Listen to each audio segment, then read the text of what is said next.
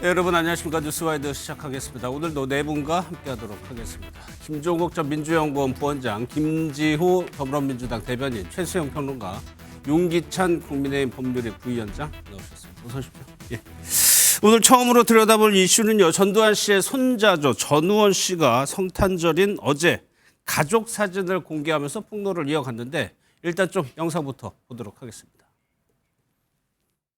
저의 할아버지 전두환 씨는 5.18 앞에 너무나 큰 죄를 지은 죄인이고 학살자임을 가족의 구성원으로서 인정하고 정말 다시 한번 사과드립니다. 너무 늦게 와서 죄송하고 이렇게 와서 뵈니까 제가 뚜렷이 보이고 정말 죄송한 마음뿐입니다. 보신 것처럼 전우원 씨는 전두환 일가와는 다른 태도와 입장을 보여왔죠. 어젯밤에도 이제 할아버지죠. 전두환 씨 찍은 사진도 올리면서 뭐라 그럴까요? 가족의 부도덕함 이런 거를 계속적으로 폭로를 하고 있는 상황입니다. 이 전우원 씨가 예. 사실은 이러한 폭로를 하고 양심 고백을 한 이후에 예. 한 번도 태도가 바뀐 적이 없습니다. 그렇죠. 연말 연시를 맞이해서 이러한 어떤 반성의 의미를 다시 이야기하고 어떻게 보면은 가족 내에서 거의 의절한 상황으로 고립돼 있을 거 아니겠습니까? 그런 것들을 대중들과 관련된 내용을 나누면서 뭔가 또 좀 지지도 받고 예. 사실은 이러한 역사적 비극이 일어나지 않게 명분으로서 어떤 예. 대중들에게 어필함으로 인해서 본인의 좀 존재감을 과시하는 게 아닌가 이런 생각이 들고요. 어쨌든 아주 몇 년 전부터 일관성 있는 사과와 일관성 있는 메시지를 내고 있기 때문에 그 진정성은 확실해 보입니다. 예. 어제 공개한 사진들은 이런 겁니다. 그러니까 여기가 전우원 씨인 것 같아요. 할아버지 전두환 씨하고 사진 찍은 모습. 그리고 이제 5.18 광주에 가서 사죄하는 모습. 그러면서 자기를 받아들여준 광주 시민들, 피해자들에게 감사하는 뜻을 밝혔는데 전에도 앱툰이라고 아시죠? 네, 알죠. 네. 그걸 통해서 더 적나라하게 진솔하게 얘기를 했었거든요. 이제 이른바 양 캐릭터를 빗댄 몽글이죠. 몽글이가 나오고 이제 본인하고 본인의 어머니로 추정되는 그 어린 양은 하얀색으로 표기가 되고, 예. 그다음에 자신들을 괴롭히는 다른 가족들은 이제 뭐 검은 양, 그다음에 검은 양에다가 저 붉은색까지 덧칠해서 약간 뭐랄까 그 좀 권위주의적인 색채까지 더 덧입히는. 그래서 보면은 누구라고 추정이 가능한 그렇죠. 그런 이제 웹툰을 올리면서 예. 어쨌든 얘기를 계속 했습니다. 근데 이번에 크리스마스 때 또 이렇게 올렸는데 저는 최근에 전우원 씨 행보를 보면서 뭘 느끼냐면 물론 2023년부터 전두환 전 대통령과 가족에 대한 폭로를 이어나갔지만 예. 그 이후에 광주도 가고 이제 여러 가지 반성에 대한 행보를 보이는데 최근에 보니까 그 남경필 전 지사가 지금 운영하는 그 마약 퇴치 뭐 기구가 있습니다. 이른바 그 은부라고 하는 건데요. 그게 예. 이제 네버 기브업의 약자입니다. 그러니까 포기하지 마라. 절대 포기하지 마라. 그다음에 그게 이제 은혜를 구한다는 이제 중의적 의미를 갖고 있는데 예. 거기에 지금 멤버로 활동하고 있다 그러더라고요. 전우원 씨도 과거에 이제 투약한 혐의가 있어가지고. 예. 근데 저기 보면서 그게 은혜를 구한다. 그러니까 전우원 씨가 지금 하는 행동들은 이게 포기하지 않고 자기가 그러니까 말하자면 그게 일회성이 아니라 끝까지 잘못에 대한 것을 내가 용서를 구하고 내 행동으로 보여주겠다는 것 같고요. 그다음에 예. 웹툰이나 이런 걸 통해서 사회 고발과 동시에 본인은 또 그런 단체 활동하면서 사진 같은 걸 계속 공개하고 반성함으로써 어쨌든 할아버지 때 있었던 일이긴 하지만 손자인 내가 계속 하겠다는 메시지를 보내는데 저는 그래 가족사에 대한 부분들이 좀 과도하게 도드라지면은 이게 또 반성도 반성이지만 어쨌든 그것도 한 가족의 일 아니겠습니까? 전두환 예. 씨로 비롯되는 것이 하나의 역사에 국한되는 것이기도 한 부분이 있지만 그래도 또 하나의 가족이기 때문에 전우원 씨가 어디까지 이 부분들을 앞으로 공개해낼지 저는 어떤 좀 선이 좀 필요하지 않을까 싶어요. 그러니까 반성과 사과라는 이야기로 무작정 모든 걸 다 까발리는 거는 또 가족에 대한 또 다른 폭력일 수도 있기 때문에 예. 가족과 역사에 대한 경계선 어딘가에서는 조금 선이 좀 그어져야 되지 않을까 그런 생각은 듭니다. 그럼 윤기찬 부회장 이런 것들이 뭐 손자라고 하더라도 일가에서 만약에 법적으로 명예훼손 같은 거 이렇게 할 수도 있는 겁니까? 가능은 하죠. 근데 아마 근데 전두환 그 집안에서 전우환 씨에 대한 보는 시각이 그렇게 뭐 명예훼손으로 법적 조치하고 이러지는 않을 것 같고 예. 어쨌든 그 뭐 아픈 손가락일 수도 있는 거고요. 또 한편 보면 장기적으로 보면 집안에 대한 국민적 시각을 바꿔놓을 수 있는 일을 하고 있다고 볼 여지도 없잖아 있거든요. 그렇죠. 그러니까 전원 네. 씨가 어떤 동기로 저렇게 하는지 모르겠지만 2023년도부터 어떤 돌출 행동을 해오는데 그 돌출 행동의 내용 자체가 국민적 시각에서 볼 때는 일단 정서에 맞다는 거죠. 그런데 비자금이 지금 당시 전두환 전 대통령 부부에게 있지 않고 오히려 가족들에게 많이 증여가 됐고 그렇기 때문에 그 비자금에 대한 추징 이런 부분들은 가족들 상대로 해야 된다 뭐 이런 그런 폭로를 했어요. 그런 폭로도 해왔고 그래서 아마 전우환 씨 입장에서 보면 제가 개인적인 생각으로다가는 노재현 씨를 어떤 본인의 이 본받아야 될 대상으로 보고 있는 것이 아닌가. 그 당시에 노태우 전 대통령과 달리 그 노재현 씨는 지속적인 광주 사태에 대한 사과를 해왔고요. 그 국민적 진정성에 대해서 국민적 어떤 공감을 받으면서 상당히 국민 통합을 위한 노력을 해왔다라는 평을 받죠. 그래서 아마 그런 그 인물을 놓고 본인이 따라가는 게 아닌가라는 생각을 하는데 어쨌든 뭐 지속적으로 지난 집안의 과오에 대해서 사과하는 모습은 나쁘진 않다 이렇게 생각합니다. 그러니까 전두환 씨 차남의 아들인 거예요. 그런데 부원장님 그 2년 전인가요? 이순자 씨가 이 전두환 씨에게 보냈던 문자를 보면 할아버지 얼굴에 계속 먹칠할 것이야. 그러니까 집안 내에서는 아까 좀 이렇게 고립돼 있을 거라고 추정을 하셨는데 굉장히 안 좋게 보고 있나 봐요. 근데 뭐 저는 누구라도 한 명은 전두환의 행태에 대해서 사과해야 되는 거 아니에요? 그 집안에서 그나마 지금 30 갓 안 된 것 같은데요. 예. 그 손자가 이렇게 하는 것은 오히려 집안에 먹칠을 하는 게 아니라 그나마 국민적 분노들을 부분적으로 달래줄 수 있는 행동을 보이고 있다는 생각이 들고요. 예. 개인적으로 본인이 얼마나 힘들었겠어요?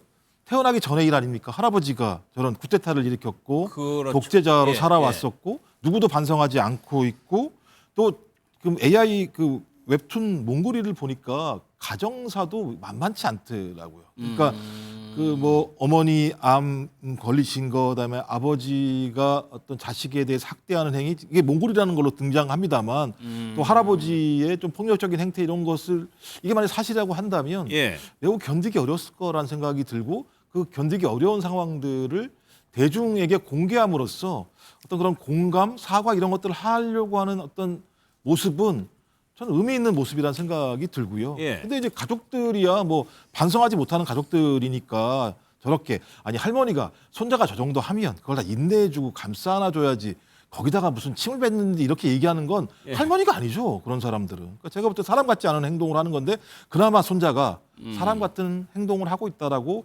봐줘야 되는 거 아닌가 이런 생각이 듭니다. 예. 실제로. 저 웹툰을 보면 실제 가족 내 폭력이나 이런 게 묘사가 된단 말이에요. 은유, 동물로 은유를 한다지만 뭐 워낙 뭐 객관적인 사실로 드러나는 것들이 많기 때문에 이제 뭐 보는 사람은 아 그랬구나라고 볼 수밖에 없어요. 상처가 깊은 것 같아요. 그러니까 차남의 아들이잖아요. 그러다 보니까 이제 실제 그 차남 그 전재용 씨로 아마 추정이 되는데 이제 그런 그분의 이제 그 아들이다 보니까 그 과정의 행적들, 그러니까 전재용 씨의 행적들이 보면은 사회적 동의를 좀 받기 어려운 지점들도 있고 하는 것들을 이제 날 것 그대로 이제 제가 보기에 은유적으로 이제 표현을 한 건데 이제 그러다 보니까 저는 그런 생각이 들어요. 그러니까 그 정당하게 그런 과정 자기가 그 상처받았던 이런 부분들에 대해서 그 사회적으로 폭로하고 하는 거는 저는 충분히 이해도 되고 그다음에 그런 것에 대한 공감을 구하는 것도 되지만 그렇지만 저는 그게 선을 넘지 않아야 된다고 제가 드리는 말씀은 가족 중에서도 또 다른 사람들도 피해를 볼 수가 있기 때문에 어떤 금도가 좀 필요하지 않느냐는 생각이 들지만 그럼에도 불구하고 지금 전우원 씨가 보여주고 있는 행동은 어쨌든 소신과 용기라는 말로 전 대변들 같아요. 그러니까 MZ세대잖아요. 그러니까 여기에 여러 가지 뭐 가족들의 여러 가지 뭐 그 얘기들도 있고 뭐 좀 뭐 부탁이라든가 아니면 좀 약간 뭐 하지 말라는 제어도 있지만 그럼에도 불구하고 본인은 꿋꿋하게 앞으로도 할 것 같아요. 근데 저는 이거 우리 사회가 저는 아까 그 본인이 마약에 대해서 손댄 것을 후회하면서 마약 퇴치 기구에서 활동하듯이 저는 끊임없이 용서를 구하는 과정과 저렇게 얘기하는 과정들이 필요하다고 보는데 그로 인한 가족의 폭로가 또 다른 또 피해를 낳지 않은 선에서 저는 어쨌든 국민적 동의를 구해야 한다. 그 지점만큼 제가 분명히 보인다는 말씀드립니다. 예. 알겠습니다. 다음은 좀 쿠팡 관련한 내용을 좀 살펴볼 텐데 어제 좀 논란이 됐었죠. 쿠팡이요. 자기네들이 자체 조사를 했다고 해가지고 그 결과를 발표한 거를 두고 좀 논란이 이어지고 있습니다.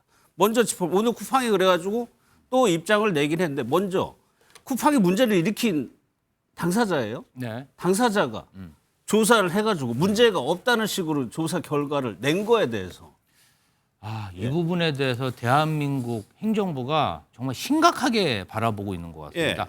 쿠팡은 주식회사지 수사기관이 아닙니다. 그렇죠. 공권력을 행사할 수 없어요. 그런데 이 범인으로 추정되는 사람들한테 어떻게 진술을 받아서 어떻게 지금 그 증거물을 획득했는지 예. 그러면 이러한 공권력을 동원해서 진술을 받고 물건을 회수하는 것은 다 경찰이나 검찰에서 해야 되고 지금 하고 있어요. 우리나라가 만약에 아니라면은 해외의 수사기관과 공조해서 해야 되는데 예. 지금 쿠팡이 그러면 사설 탐정이나 사설 공권력을 활용해서 이 범인을 불법적으로 구금하고 또 증거물도 어떻게 보면은 이 사람들이 본인들 게 아니잖아요. 예. 회수할 근거가 없어요. 그런데 초법적인 행태를 하면서 이러한 발표를 또 본인들이 단독으로 발표했다? 아니 합동조사본부가 있는데 이러한 정황이 있으면 제보를 받아서 합동조사본부에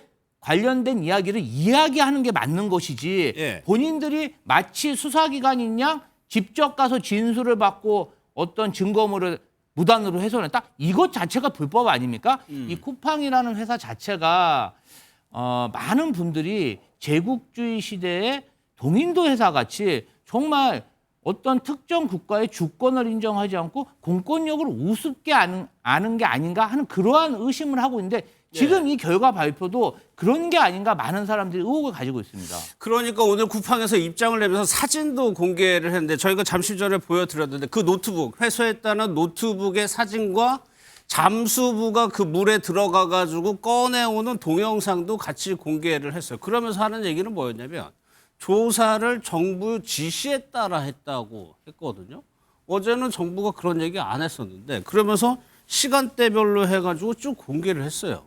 이건 어떻게 해석해야 됩니까? 그러니까 저는 지금 쿠팡이 그 한국 정부가 지금 나름대로 타임라인을 갖고 어제 긴급 대책 회의도 갖고 하잖아요. 예. 그다음에 TF를 이제 부총리를 격상을 시켜가지고 내용 수위도 높이고 대통령실에서도 강한 입장이 나오니까 저는 이제 여기에 대해서 본인들이 당신들이 지금 우리 저 김 대변인 지적한 것처럼 민간 그 기업이 뭐 이렇게 왜 이렇게 좀 말하자면 니들의 분수에 어긋나는 행동을 하느냐는 지적에 본인들이 나름대로의 정당성을 갖기 위한 저렇게 행동들을 하는 것 그것을 보여주는 것 같은데 예. 저는 저게 오히려 아무런 법적 근거도 없을 뿐더러 그다음에 저게 사회적 당위성을 가질 리도 만무하고 그래서 그런 결과를 가지고 국민적인 설득이 될 리도 없는데 예. 저렇게까지 하는 거는 지금 미국에서는 한국 정부를 압박하는 일종의 또 하나의 트랙으로 가고 자신들은 여기에 대해서 일종의 또 출구 전략을 짜는 그런 어떤 모습을 보임으로써 양동 작전을 쓰는 것 같은데 저는 오히려 이런 것들이 예. 더 정부를 자극할 것 같아요. 왜냐하면 법적 근거도 없을 뿐더러 지금 본인들은 이 일을 저지른 당사자고 여기에 대해서 이 입증을 해야 되는 사람들이 마치 자기들이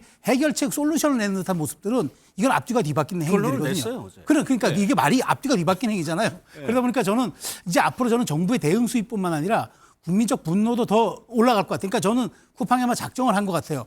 한국에 나와서 김범석 의장이라든가 이렇게 정면 돌파하기보다는 오히려 이 문제를 주권 문제로 가고 그다음에 자신들은 미국 기업이기 때문에 미국에서 보호해주고 하나는 우리가 이 사태 해결을 위해서 나름 우리가 선제적으로 한다. 이걸 예. 보여주는 것 같은데 저는 이게 오히려 더 역효과를 불러일으킬 것 같다는 생각이 듭니다. 예, 여기 보면은 이름도 정부 민간 합동조사단이라고 본인들이 이렇게 얘기를 했어요.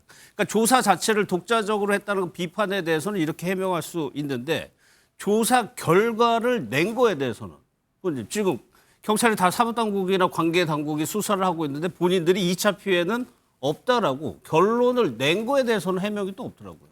그러니까 제가 볼 때는 이제 지금 증거라고 하는 부분들, 그러니까 정부가 지시했다고 하는데 정부가 발표하라고 지시까지 했겠습니까? 상식적으로 그렇죠. 예. 증거를 모았으면 수사하는 당국에다 맡겨야 되는 거죠. 수사 당국이 이 증거가 많은지 안 많은지 왜냐하면 쿠팡이 어떤 일을 했는지 아직까지 정확히 밝혀진 게 없잖아요. 자기가 내놓은 증거에 대해서 수사기관이 확인을 해봐야 되는 거잖아요. 그러니까 제가 볼 때는 어제 발표한 거 뭐냐면 관계장관 회의를 진행하고 있으니까 그 직전에 발표한 거 아니겠어요? 예. 그럼 핵심은 그런 거겠죠. 그 한 사람이 잘못이야. 우린 잘못이 없어. 이 내용이겠죠. 발표한 내용도 그런 거잖아요. 개인정보와 사용 장비를 회수했다. 추가 유출한 내용이 없다.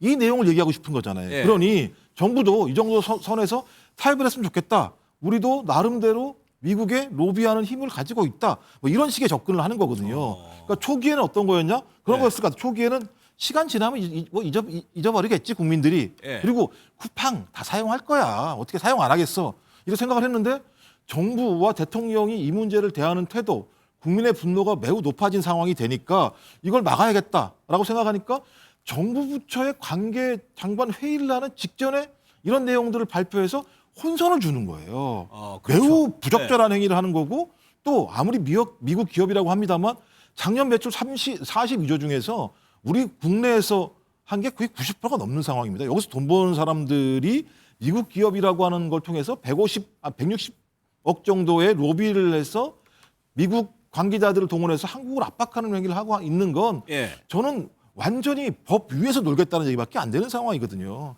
저는 정부가 이거 그대로 내버려두면 안 된다. 그러니까 수사도 방해하고 있고 또 그다음에 미국을 통해서 소위 통상 압력 형태로 한국을 다시 옥죄고 있는 행태들을 보면서 예. 야 이거 진짜 과감한 대책을 통해서 저런 행위를 벌이는 기업은 한국 사회에서 소비자를 위한 판매를 할 수 없다라고 하는 부분들을 예. 저는 이번 참에 좀 보여줘야 된다고 생각을 합니다. 초창기 이 사고가 났을 때부터 쿠팡에서는 노출이라고 표현을 했던 거예요. 사과문도 홈페이지에 아주 짧게 게시하고 그냥 내려버리고 있죠. 초기부터 어떻게 대응을 하는지에 대한 비판이 높은데 이거 참 또 하나 1인 범행인 거를 굉장히 좀 강조하려고 하는 듯한 모습이었거든요. 이것도 거기서 그러니까 이른바 뭐 꼬리 자르기 이렇게 의심을 또 살 수도 있는 거 아닐까요? 그러니까 단독 범행이라고 지금 하고 있는 거죠. 그런데 IP가 2개가 나왔다는 소리도 있기 때문에 예. 그 자체가 일단 신뢰를 못 받고 있는 부분이고 그다음에 정보 유출도 뭐 4,000개인가 3,000개뿐이 담아 나간 게 그렇죠. 접속은 뭐 수천만 개를 했지만 그중에 담아 나간 거는 뭐 3,000개, 4,000개뿐이 안 된다라고 발표를 해버렸죠.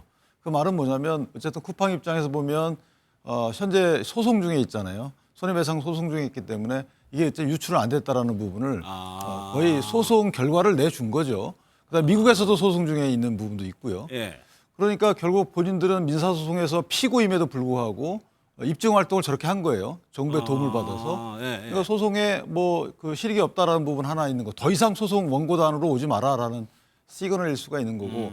그다음에 수사 진행 중인데도 불구하고 쿠팡이 물론 고소인이긴 하지만 고소인이면서 어떻게 보면 조사를 받는 객체이거든요. 예, 예. 그런데 그 객체가 그 이 피의자 또 다른 피의자를 접촉해가지고 회수까지 하고 수사 결론을 내버렸어요. 예. 단독 범행이다라고. 있을 수 없는 일이죠. 이런 부분은 제가 역대 본 적이 없어요. 근데 그렇죠. 만약에 예. 더 이상한 거는 쿠팡이 이제 제기한 문제 있잖아. 이거 정부 지시에 따라서 한 거다. 정부가 공식적 공문을 통해서 해당 유출자를 접촉해 보라. 그래서 회수해 보라. 이렇게 공문을 보냈다는 거잖아요. 예. 쿠팡 주장에 따르면 그렇습니다. 이게 사실이라 그러면 정말 웃긴 거예요. 왜냐하면 정부가 쿠팡으로 하여금 이럴 수 있죠. 예를 들면 기술적인 시스템, 그 영내에서 본인들 회사 내에서 이게 니네들 시스템 하에서 보안 검사를 해봐가지고 어떤 방식으로 유출됐는지를 한번 추정해봐라. 그다음에 피의자, 유출자를 특정 한번 해봐라. 여기까지는 정부가 협조 요청을 할 수 있죠. 예. 테크 기업이라고 보니까. 그런데 더 나아가서 유출자가 특정이 된 이후에 그다음에는 본인들 손 떼야 돼요. 근데 그게 아니고 직접 접촉해서 그렇죠. 유출자 진술을 들어보고 그다음에 혹시 갖고 나간 거 있으면 회수해봐라. 이렇게 한 것은 그렇게 했다 그러면 그건 정말 부적절하죠. 예. 그건 수사방해예요. 지금 서울경찰청 사이버 수사대에서 수사를 하고 있는데 만약에 사이버 수사대에서 쿠팡한테 그렇게 요청했다 그러면 그거는 뭐 그럴 수도 있어요. 그 수사 방법상. 근데 그게 아니고 정부 부처에서 이렇게 했다 그러면 예. 그거는 정말 문제가 있다. 그러니까 저는 그렇게 했다고 보지 않는데 예. 쿠팡이 또 그냥 거짓 주장을 할 리가 없잖아요. 그러니까 이리 봐도 문제고 예. 저리 봐도 문제고 도대체 이해가 안 돼요. 우리 정부기관들은 쿠팡에 지시를 받는 데인가요? 어떻게 보면 해 주십시오라고 이게 말이 안 되잖아요. 그러니까 이게 표현을 정부라고 했어요. 뭐 수사당 뭐 이런 것도 정부라고 하니까 이게 도대체 무엇을 얘기하는 거고 이들의 주장을 다 믿을 수도 없는 상황인데 저번에 청문회에서 김범석 의장 안 나왔잖아요. 그래가지고 우리나라에서 비판이 엄청 났습니다. 정치권에서 압박하고. 근데 어제의 모습 보면 전혀 개의치 않는 거 아니에요? 그러니까 이게 지금 아까 그 말씀하신 대로 정부라고 표현하는 건 이제 전략적 모호성이죠. 예. 약간 혼선을 주는 거예요. 그러니까 지금 이렇게 해석을 낳게 하잖아요. 근데 제가 명시적으로 어디 협조가 있었고 그다음에 공문을 제시해야죠. 정부기관에서 이런 협조가 있어서 우리는 여기에 것만 했다라고 얘기를 제한적으로 했다라고 해줘야 되는데 마치 정부의 입장을 대행해서 우리가 지금 여기를 조사를 대행하는 것처럼 허락하에 한 그렇게 것처럼. 되는 거예요. 예. 대행하는 것과 지시를 받아서 제한적으로 운용하는 것 이건 완전히 다른 문제죠. 예. 근데 쿠팡이 이제 완전히 이제 주객이 전도된 그런 지금 상황으로 가고 있는 거는 제가 보기에 아까 말씀드린 대로 김범석 의장 들어올 생각 하나도 1도 없고 그다음에 저는 국회가 청문회를 지금 뭐 2차 청문회를 뭐 연속을 한던들 그거는 실익이 하나도 없고 효용 가치도 없는 거고 예. 저는 그래서 차라리 이 기회에 저는 미 대사관과 가지고 협조해 가지고 우리나라 의원들이 미 대사관 그러니까 미국에 있는 국방 현지 법인을 방문해 가지고 현지 조사를 할 필요도 있다고 봐요. 그건 물론 미국 법인이긴 하지만 예. 소송도 걸려 있고 지금 미국도 소송 있고 우리도 소송이 있기 때문에 현지 조사, 현지 탐방 정도라고 표현을 해가지고 예. 가서 그렇게 해야지 국내에서 이렇게 불러서 선의적으로 들어오라고 얘기를 아무리 해봤자 김범석이 안 들어오고 이런 식으로 혼선만 빚게 하는 대책이 계속 나오기 때문에 예. 저는 국회도 좀 특단의 대책을 좀 지금 고민해야 되는 사안이 아닌가 그런 식의 생각이 듭니다. 예. 여권에서는 미국 믿고 이러는 거 아니냐는 말까지 나오고 있는데 실제 미국 쪽에서 나오는 메시지들은 좀 이상하죠. 영상을 좀 보도록 하겠습니다. 이번에 무슨 팡인가 거기 그런데도 막 어기잖아요. 그 사람도 처벌 전혀 두렵지 않을 겁니다. 그러니까 그런 데는 합당한 경제적 부담을 지어줘야 어떤 게 더 경제적으로 손실이고 이익인가를 이렇게 판단하게 되죠. 이게 지금 경제 제재들이 너무 약해가지고 아예 위반을 밥 먹듯이 하고요. 이런 거 위반해가지고 국민들한테 피해주고 그러면 엄청난 경제 제재들 다 당한다. 잘못하면 회사 망한다. 이 생각이 들게 만들어야 됩니다. Extreme steps Korea is willing to take to harm Coupang and other American companies is concerning. 어제는요, 여기 오브라이언하고 트럼프 1기 때 아마 뭐 했던 것 같은데 한국이 미국 테크 기업을 표적으로 삼아서 유감이다라는 얘기가 나오고 곳곳에서 미국 쪽에서 부정적인 얘기가 나오고 있어요. 로비한 금액, 미국에서 물론 로비가 합법이긴 합니다만 미국의 로비한 금액이 5년간 150억이 넘는다. 이거 믿고 진짜 그럴까요? 대한민국에서 기업체로 사업을 하려고 하면은 대한민국의 행정권을 존중하고 법을 존중해야죠. 그런데 쿠팡의 경영 행태가 어떤 제재를 받고 법적 처벌을 받을 것 같고 위반 사항이 발견되면 이것을 뭔가 좀 성찰하고 반성하고 제도에 따를 생각을 하는 게 아니라 국내에서 어떻게 보면은 국회 대외협력관을 증강시켜갖고 로비로 이 문제를 인적 어떤 찬스로 이 문제를 해결하려고 하고 예. 검찰의 수사를 받을 때는 뭔가 아직까지 밝혀지지는 않았지만 검사장과의 그 커넥션으로 이 문제를 풀려고 하고 지금 이제 대정부와 대척점에 있으니까 대한민국에서는 대외협력관이나 검찰로는 해결이 안 되니까 미국에 있는 미국 정치인과 미국 행정가를 이용해서 대한민국을 압박해서 이 문제를 풀겠다는 그런 그릇된 경영관을 가지고 있는 것 같습니다. 예. 물론 규모가 작고 영향력이 작은 회사라면은 그런 것들이 눈에 잘 안 띌 수도 있지만 쿠팡이라는 회사가 한 해 매출이 40조고 우리 일반 국민들 많은 사람들이 사용하고 있는 기업인데 이런 방식으로 대한민국 공권력과 제도를 농락하고 정면 승부하는 그러한 기업은요. 예. 역대 어떤 다국적 기업도 없었고 국내 기업도 없었습니다. 저는 이재명 대통령이 쿠팡 관련해서 특별 회의를 하는 이유도 예. 이 쿠팡이라는 회사가 대한민국 제도와 공권력에 정면 도전하려는 자세를 바꾸지 않기 때문에 뭔가 강력한 대처가 필요해서 지금 대응하려고 하는 게 아닌가 이런 생각이 듭니다. 그러면 먼저 오늘 쿠팡에서 정부 지시 따라 했다고 주장을 하고 있으니까 여기에 대해서 또 정부는 해명을 해야 되는 상황이 됐잖아요. 이거 당연히 정부가 설명을 해야겠죠. 네. 전 그리고 정부가 저걸 지시했다? 예를 들면 발표까지? 저는 그건 도대체 용납이 이해가 안 되는 사안이고요. 네. 제가 볼 때 지금 쿠팡이 하는 거 제가 아까도 말씀드렸습니다만 어떤 형태로든지 중간에 타협을 하면서 김범석 지키기에 나섰다고 볼 수밖에 없는 상황이고요. 그래서 지금 미국 쪽에서는 합법적 로비가 있습니다만 주로 통상 문제, 관세 문제 같은 걸 막 들고 나오잖아요. 네. 이 부분 갖다가. 그래서 야, 우리 이렇게 나오면 안 돼. 그러니까 한미 간의 관계가 틀어질 수 있으니까 이 정도 타협을 하면 좋겠다라고 하는 시그널을 미국 쪽에서 보내게 하려고 지금 쿠팡이 미국 쪽에 로비를 한 거라는 생각이 들긴 하는데. 집에서 타협하자. 예, 근데 이 로비가 통하지 않는 게 뭐냐면 예. 이 쿠팡이라는 문제를 대통령이 직접 국민들한테 입으로 언급을 한 내용입니다. 그리고 예. 정부처 TF가 만들어지면서 이런 사안들을 통해서 앞으로는 이런 기업이 소위 나타나지 않도록 해야 된다라고 얘기해서 세 가지 정도 좀 조치를 알아보고 있는 건데 이제 징벌적인 손해배상인데 이건 이제 입법을 하게 되기 때문에 소급 적용이 안 되는 측면이 있어서 압박 차원인 거라는 생각이 있고 또 하나가 이제 이 택배 운송과 관련된 인허가권 문제거든요. 예. 당신들 할 수 없어. 라고 하는 부분들이 있고 그다음에 고강도 세무조사 저는 고강도 세무조사 갈 거라는 생각이 들어요. 저는 이 상황에서는 자고 우면할 필요 없다. 대통령이 언급했던 내용대로 모든 국민들 3,300만 개가 넘는 정보를 유출했음에도 불구하고 전혀 반성이 없고 예. 자기 오너 하나 살리기 위해서 미국까지 동원하는 형태의 기업들이 우리 한국에서는 어떤 미래가 벌어지는지에 대해서 명확히 밝혀내는 게 가장 중요하다는 생각이 들기 때문에 예. 저는 이 사안 같은 경우는 뭐 정부가 어떤 지시를 했다라고 얘기하면 좀 공개해야 한다고 봐요. 공개해서 우리가 만약에 지시한 내용이 있다고 한다면 예. 이건 합법적인 틀내에서 이런 정도에 대한 협조를 요청을 했고 그 협조 요청 이외에 행태까지 쿠팡이 벌인 것들은 수사를 방해하려고 했었고 소위 우리의 국민을 지키는 게 아니라 김범석을 지키려고 했다라고 하는 부분을 명확히 함으로써 예. 저는 쿠팡이 지금까지 해왔던 행태들을 오히려 좀 국민들한테 더 많이 밝혀내게 할 필요가 있다는 생각이 들어서 좀 소비자 운동까지 좀 확산할 필요가 있다 이런 생각을 하게 됩니다. 알겠습니다. 일단 조사는 독자적으로 한 게 아니라는 주장이지만 결과까지 그럼 정부의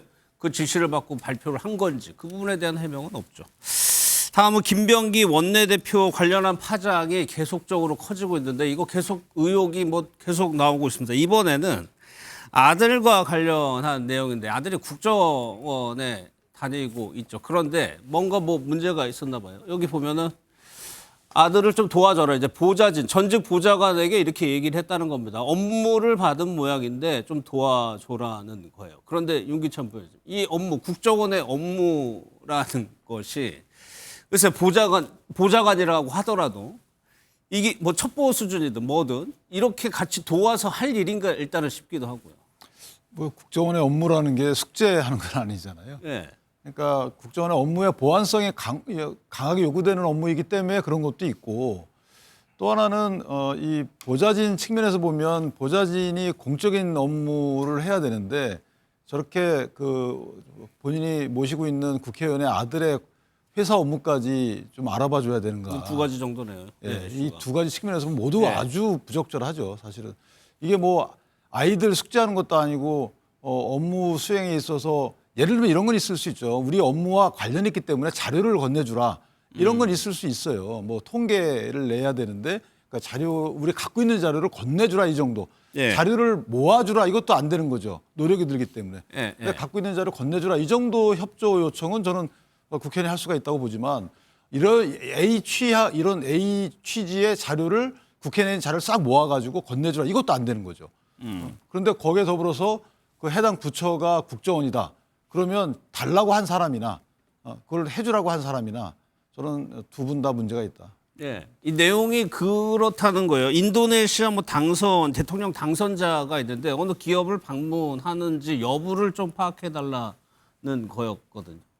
당에서는 이 문제 이 사안은 어떻게 보고 있어요? 오늘 정청래 대표가 입장을 밝히셨는데 굉장히 엄중하고 중대하게 보고 있으며 예. 김병기 원내대표가 금년간에 입장을 밝힌다고 하니 조금 기다려달라 이렇게 취재진들에게는 양해를 구했습니다. 사실은 이 사항이 국회의원과 보좌진 사이에 이루어진 내밀한 사항이기 때문에 예. 사실 외부 그리고 당에서 그 속사정을 일일이 알 수는 없습니다. 다만 국회 보좌진도 어떻게 보면은 시민의 세금으로 운영되는 그런 월급을 받으면서 생활하기 때문에 공적인 업무에 투입돼야 되는 것이지 그렇죠. 예. 가족과 관련된 업무에 저렇게 동원된다는 것은 부적절한 일이라고 생각합니다. 예. 아무래도 오랜 기간 보좌진하고 격이 없이 지내다 보니까 공사의 구분이 좀 모호해지지 않았나 그런 생각이 들고 어찌됐든 민주당에서는 이번 사항에 대해서 굉장히 당대표가 직접 사과할 정도로 굉장히 엄중하게 네. 지켜보고 있습니다.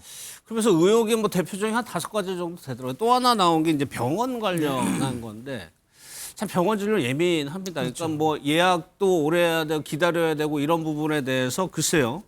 지역구에 있는 뭐 병원인 것 같아요. 네. 거기에 대해서 좀 빨리 진료를 받게 해달라 취지의 의혹도 나왔어요. 그거 다 김영란법에 하면 안 된다고 사례별로 다 적시돼 있는 것들입니다. 그게 그래요? 다 있어요. 예. 그게 이를테면 병원 가가지고 뭐 부탁하면 안 된다. 이런 것들이 전부 이게 말하자면은 그 해서 안 될 그 리스트에 있는 거. 그러니까 김병기 의원이 지금 제기되는 의혹들이 그 이른바 부정청탁방지법 사례집에 나와 있는 그 행위들이 지금 이루어지고 있는 사안들이에요. 그래서 예. 더 지금 좀 당혹스러운데 더더군다나 이때가 뭐냐면 2024년 11월 6일이면요. 이게 무슨 때냐면 이게 의료 대란이 정점에 있었던 때예요. 그래서 그때 일반 사람들은 예약도 안 되고 이게 뭐 때 당일 예약이라는 건 상상도 못할 이때입니다. 2023년 그 4월 25일 그때 그러니까 그 어간이 이제 지금 2023년부터 2024년까지 보라매 병원 쪽에 계속 얘기하는 것 같은데, 예. 그러니까 이런 당시를 놓고 보면 더더군다나 이 지역구가 그러니까 동작갑인데 김병기 의원이 이때 총선 출마하면서 이 병원에다가 확장 시설을 더 해주겠다고 공약까지 했어요. 이러면 어떻게 됩니까?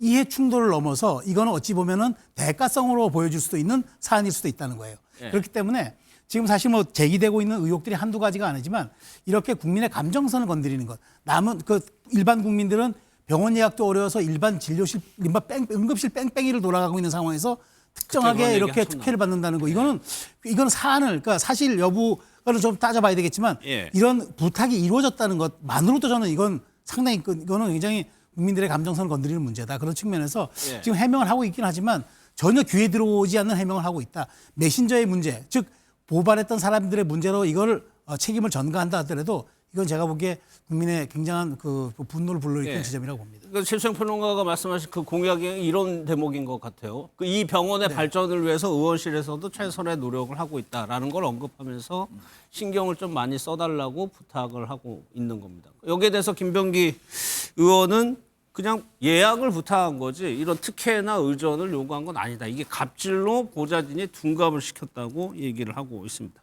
여기에 대해서 김병기 원내대표가 대응하는 방식이 김종국 부원장님. 보좌진들 사이에서 오고 갔던 그런 메신저를 공개를 했어요. 예. 그 대응 방식은 어떻게 보세요? 뭐 제가 볼 때 적절하지 않다는 생각이 들어요. 예. 이유가 뭐냐면 뭐 예를 들면 지금 본인 보좌진들이 과거에 어떤 단체 방에서 나온 내용들을 보면 제가 봐도 좀 말이 안 되는 내용들이 꽤 있긴 해요. 예. 뭐 내란을 희화했다거나 아니면 뭐 구의원에 대해서 도찰 이런 얘기가 이런 부분들은 매우 문제가 많지만 그건 그것대로 부적절하다고 비판하는 내용인 거지.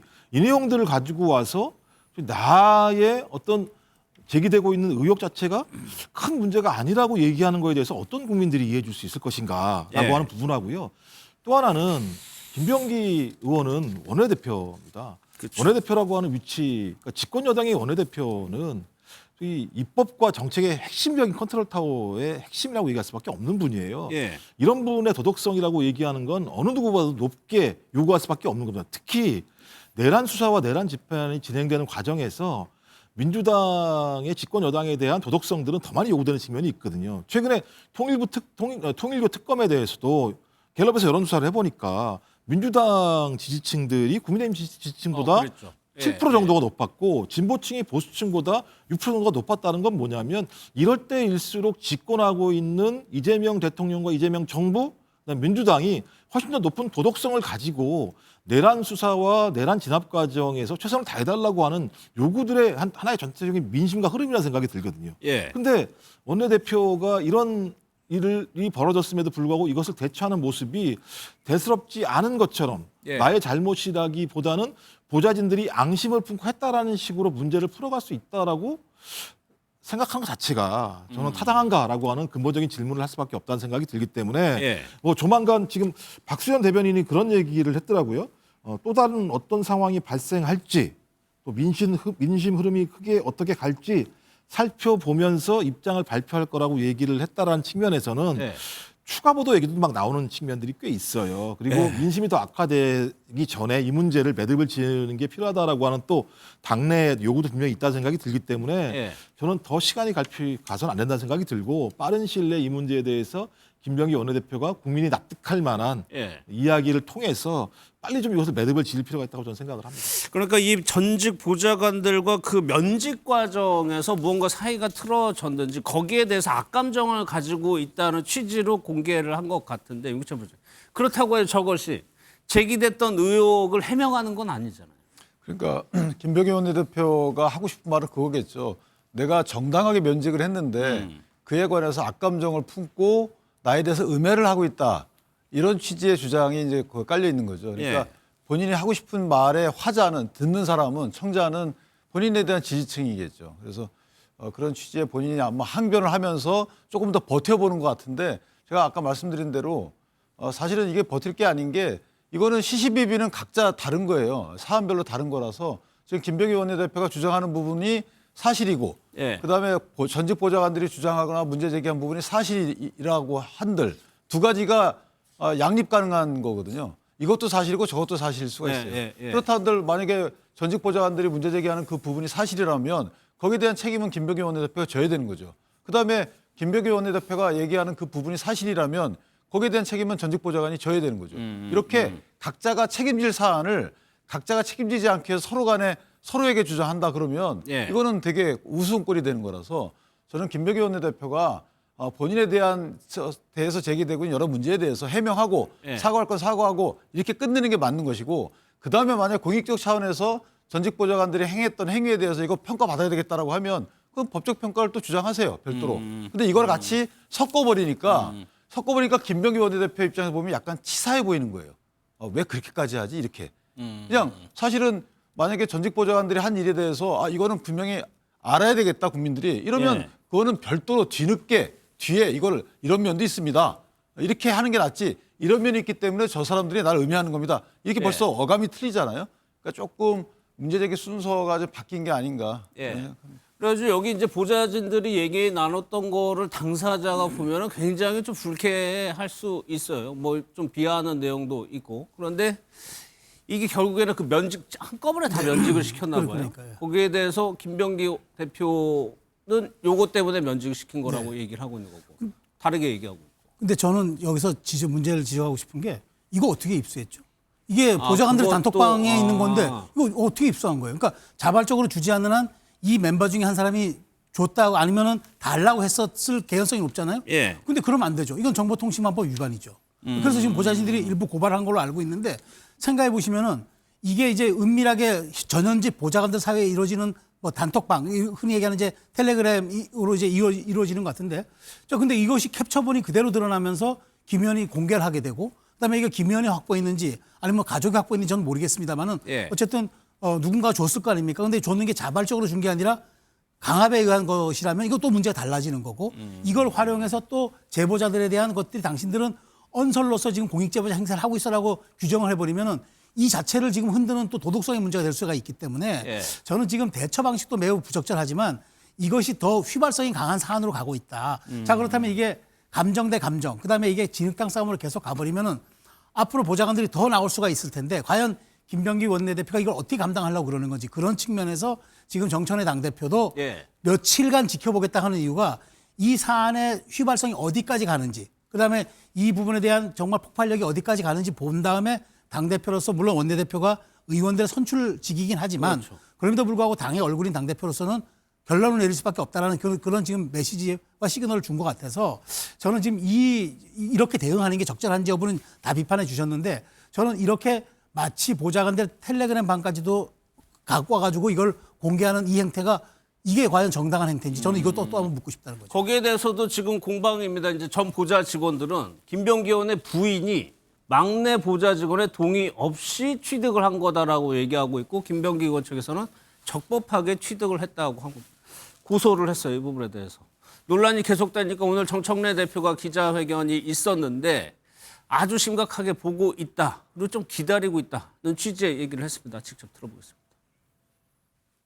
김병기 원내대표께서 저에게 전화를 하셨고 국민과 당원들께 송구하다는 취지로 그리고 또 저에게도 송구하다는 취지로 말씀을 하셨습니다.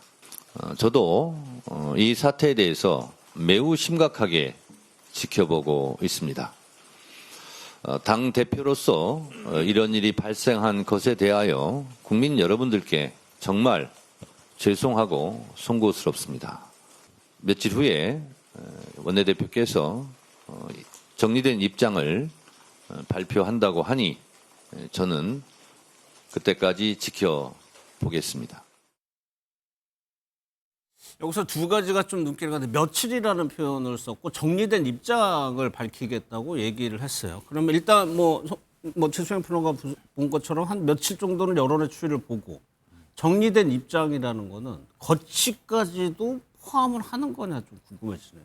거기까지는 저희가 쉽사리 예단하기가 어렵고 예. 지금 제보가 짧은 시간에 너무 많은 양이 나오다 보니까 이것에 대한 해명과 설명에도 정리하는데 좀 시간이 걸릴 것 같고요. 거치 관련된 부분도 그렇습니다. 예. 김병기 의원이 그냥 개인이 아니지 않습니까? 거대 야당의 원내대표로서 또 대통령실과 긴밀한 정책 협의를 해야 되는 그 대상자이기 때문에 본인이 어떤 단독으로 거치를 결정하기가 굉장히 어렵습니다. 그러니까 내가 그만두고 싶어도 그럴 수 없는 자리라는 지금 얘기인가요? 또 사실은 저희가 선거를 앞두고 매우 어려운 처지이긴 하지만 정부 여당이라는 게 굉장히 무한 책임을 가지고 국정을 정말 지원해줘야 되는데 거기에 가장 핵심이 당대표와 원내대표 아니겠습니까? 특히 원내대표는 이재명 대통령이 당대표 시절부터 사무부총장으로 굉장히 긴밀한 관계를 맺어왔기 때문에 호흡도 잘 맞고 지원을 잘해왔다는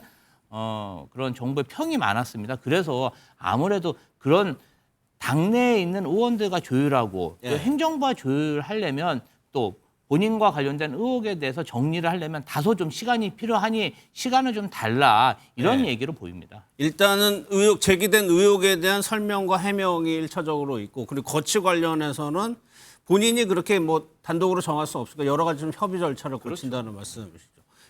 그럼 민주당 내 지지자층 내에서는 이 문제를 좀 어떻게 보고 있습니까? 그러니까 일단 뭐 정청래 당대표가 직접 얘기했듯이 중하게 보고 있다. 이 사안 자체가 그 국민들한테 보이거나 우리 지지층 당원들한테 보였을 때는 왜 이 문제에 대해서 원내대표가 이렇게 문제를 풀어나가지?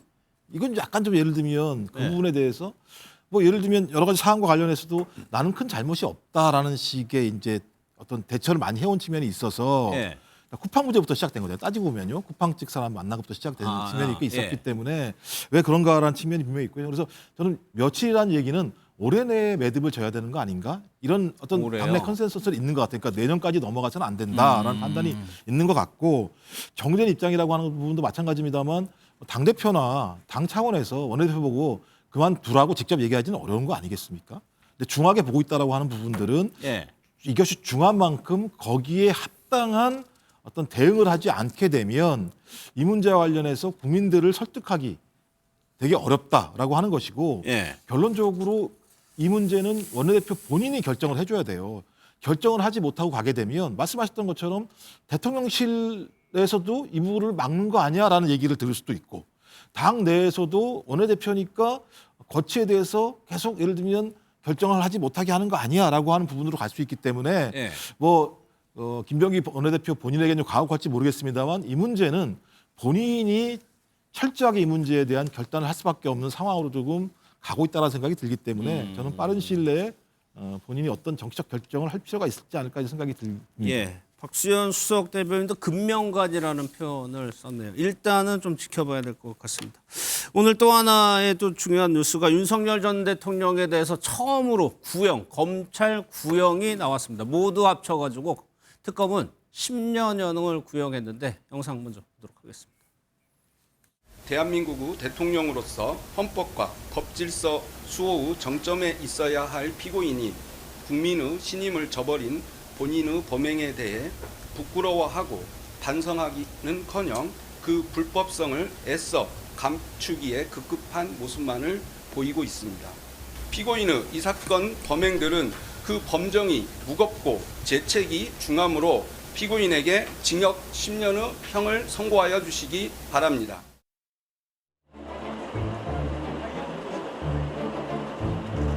들어간다고?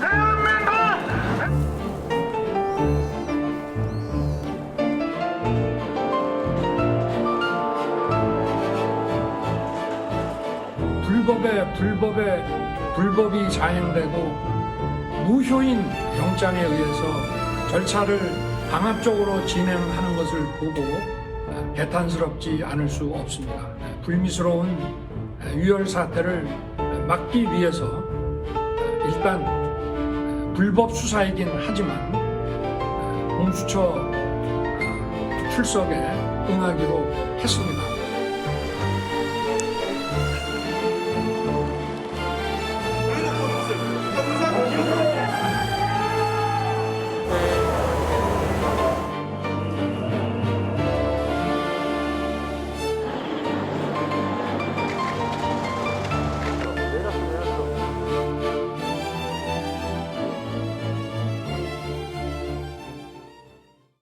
모두 10년을 구형한 겁니다. 구체적으로 보면 이렇게 세 가지예요. 체포방해한 거 영상 보셨죠? 여기에 대해서 5년, 그리고 이 세 가지에 대해서 3년, 그리고 사후에 계엄 선포문 작성하고 폐기한 거에 대해서 징역 2년을 특검이 구형에 선고해달라고 요청을 한 겁니다. 일단 민주당에서는 10년.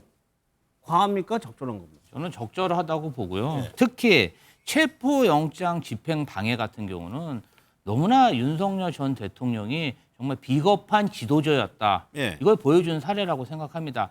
본인이 불법 계엄을 저질러서 정말 이런 중대한 사태를 만들었으면 순순히 수사기관에 가서 또 탄핵까지 되지 않았습니까? 그러면 수사를 받는 게 맞지. 잡혀가기 싫어서 경호처에 있는 직원들에게 무장 봉기 비슷한 무장 시위를 시키고 공권력의 정면으로 맞서게서 며칠 동안 정말 대한민국 그렇죠. 공권력을 예. 농락했다는 게 그게 대한민국 대통령이자 정치 지도자로서 맞는 그러한 행태입니까? 저는 굉장히 비겁하고 예. 몰상식한 행태라고 생각하고 이로 인해서 많은 경호관들이 지금 수사와 징계 위기에 놓여 있지 않습니까? 이거보다 더 비겁한 지도자가 어디 있습니까? 지금이라도 죄를 깨끗이 인정하고 저는 부하들의 죄를 조금이라도 뭔가 좀 감명받을 수 있는 그런 탄원서라도 본인이 직접 작성해서 예. 좀 법원에 제출했으면 합니다. 예. 윤기찬 부장님, 이렇게 분리해서 구형하는 거 이례적이라고 하고 여기 징역 체포방해 5년도 양형 기준 최대가 4년인데 그걸 넘어서 한 거라면서요. 굉장히 이례적이죠. 저희가 그 경합범이라고 해서 재판 그 진행 전에 범했던 범죄는 다 한꺼번에 구형을 하게 돼 있어요. 그런데 네. 물론 이제 법에 따라서는 자격에 제한을 주는 이런 그 유법 사유 등이 있는 게 예컨대 피선거권 같은 경우에 그러니까 정치자금법 위반이나 공직선거법 위반 이런 것들은 이제 분리 선고하죠. 왜냐하면 섞이면 안 되니까. 그런 식으로 경합범 적용을 배제하는 특별 규정이 없는 한 통상은 저렇게 하나 해가지고 몇 년 이렇게 해서 구형을 하거든요. 근데 저렇게 나눴어요. 아주 특이하죠. 저 부분은 그러니까 본인들이 형량을 정할 때 했던 그 풀이 과정을 그대로 다 발표한 게 아닌가라는 생각을 하는데 예. 되게 낯설고요. 좀 도식적이라는 생각이 들고 다만 이럴 수는 있죠. 저게 일부만 관련돼 있는 분들에 대해서 양형의 어떤 형평성이나 기준을 정하기 위해서 그랬을 수는 있어요. 한덕수 총리의 경우에는 저 중에 사후 계엄문 선포 과정에 관여했잖아요. 그래서 그런 약간의 그 의도성 있는 그 분리 구형일 수 있는데 굉장히 그 국민들이 볼 때는 좀 불편하게 다가올 부분이 없잖아 있죠. 예. 윤기찬 부원장께서 보시기엔 이거 과하다고 보세요? 과하죠. 왜냐하면 예. 가장 끝까지 채운 거거든요. 저희가 아까 제가 경합범 규정에 따르면 예. 보통 특수공무집행방해죄가 가장 중한죄인데 공무집행방해죄가 5년 이하예요. 그러면 특수공무집행방해죄면 5년 이하의 그 장기의 2분의 1을 가중합니다. 그럼 7년 6월 이하죠. 그 다음에 7년 6월 이하인데 뒤에 경합범을 할 때는 또 2분의 1을 가중해요. 예. 그럼 10년이 되는 거죠. 그러니까 5년에 또 2분의 1을 가중하니까. 그럼 10년이 맥시멈이에요. 그 10년을 정해놓고 거기서 저렇게 나눈 거예요. 그러니까 다소 좀 보면 가장 그러니까 7년 6월에서 10년인데 10년형을 정해놓고 이걸 나눠서 했다. 예. 다시 말씀드리면 뭐 제가 아까 말씀드렸던 다른 공범에 관련된 양형 기준을 줬다고 할 수도 있고 또 하나는 10년 그러면 국민이 받아들이기 어떻게 받아들일지 모르니까 이렇게 더해서 10년 뭐 하여튼 다양한 양형 기준을 본인들이 했겠지만 예. 제가 여기저기 다 물어봤어요. 예. 그 검사나 이런 친구들한테 이렇게 한 적이 없다는 거예요. 한 번도. 그러니까 아까 말씀드린 예. 대로 경합범 그 규정을 배제하는 특별 조항이 없는데도 불구하고 저렇게 분리구형하는 건 처음 봤다. 예. 그런데 오늘 특검에서 한 얘기 중에 대수롭지 않게 여긴 반성을 안 하고 있다. 국민들에게 큰 상처를 줬다. 이 부분이 저는 좀 눈에 들어오더라고요. 큰 상처 정도가 아니죠. 그 네. 재판이 공개되면서부터 재판정에서 윤석열 씨가 보여준 행동은 어떤 거냐면 나는 아무 잘못이 없어. 잘못은 누가 했어? 부하들이 했어. 네. 라고 하는 부분들로 일관했으며 국민들이 다 봤던 내용들에 대해서도 거의 아닌 것처럼 얘기하는 행태들을 보면서 국민들이 엄청나게 분노하는 상황인 거죠. 예. 전 그래서 그 김건희 씨 구형할 때도 마찬가지였는데요. 이 사건과 관련해서 이렇게 과하게 구형을 하는 이유 중에 하나는 뭐냐면 그 사람의 지위를 얘기했어요. 대통령이잖아요. 예. 그 당시에. 또 하나가 사건의 상징성을 얘기했습니다. 이게 대란 사건이라고 하는. 자, 듣도 보지도 못할 상상도 안 했던 사건이거든요. 이런 사건에 대해서 구형이건 선고건 선례로서 가장 엄중하게 구형을 때리던 선고를 때리지 않게 된다면 예. 앞으로 이런 부분과 관련해서 또 다른 가능성들이 잔존할 수 있다는 측면에서 이렇게 좀 구형을 했다는 생각이 들고 또 하나는 이게 내란 문제와 관련해서 상당히 중요한 전초전 성격이 될 거라는 생각이 들어요. 말씀하셨던 것처럼 체포영장 방해한 게 분명히 있죠. 내란을 일으켜가지고 법원에서 체포영장을 발부했음에도 불구하고 또 하나가 국무위원들의 심의권을 침해했다라고 하는 것.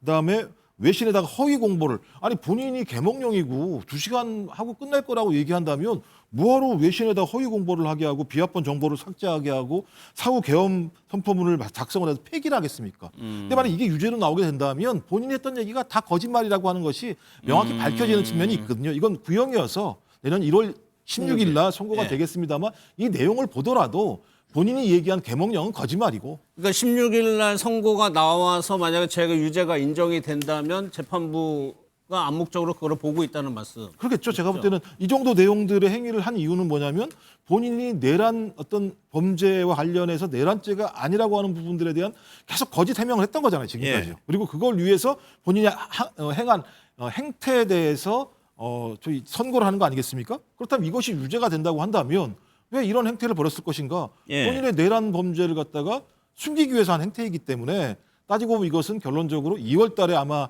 선고가 될 것 같은데 1심 내란 범죄가 내란을 갖다 저희가 좀 확인할 수 있는 사전적 절차가 아닐까 생각이 들기도 합니다. 지금 속보를 좀 한번 보겠습니다. 특검에서요. 김건희 여사에 대해서 매각 매직 관련해서 알선 수재 등의 혐의로 기소를 했고요. 윤석열 전 대통령에 대해서도 허위 발언, 대선 당시의 허위 발언으로 선거법 위반 혐의로 기소를 했다는 겁니다.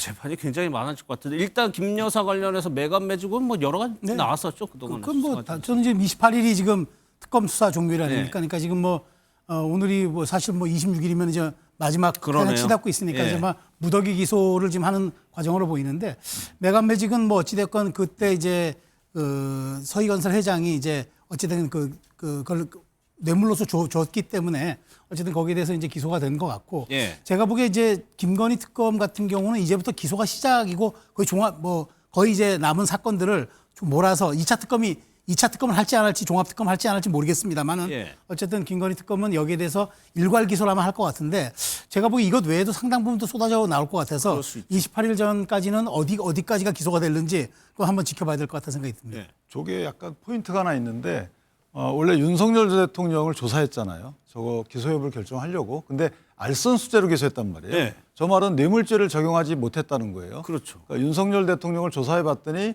윤석열 전 대통령이 그걸 알았거나 금품 수수 사실을 알았거나 또는 사전에 공모하지 않았다라는 게 간접적으로 저렇게 보여진 거죠. 그러니까 윤 전 대통령까지는 안 갔다. 그렇죠. 그래서 만약에 윤 전 대통령까지 갔으면 공모로 해서 뇌물수수 공범으로 아마 기소를 했을 텐데 지금 알선 수재라는 것은 윤 전 대통령까지는 그게 안 갔다라는 거죠. 또 하나는 저렇게 알선 수재로 기소하게 되면 준 사람들은 기소를 못 해요. 서희건설 회장 이런 사람들은 처벌 조항이 없어요.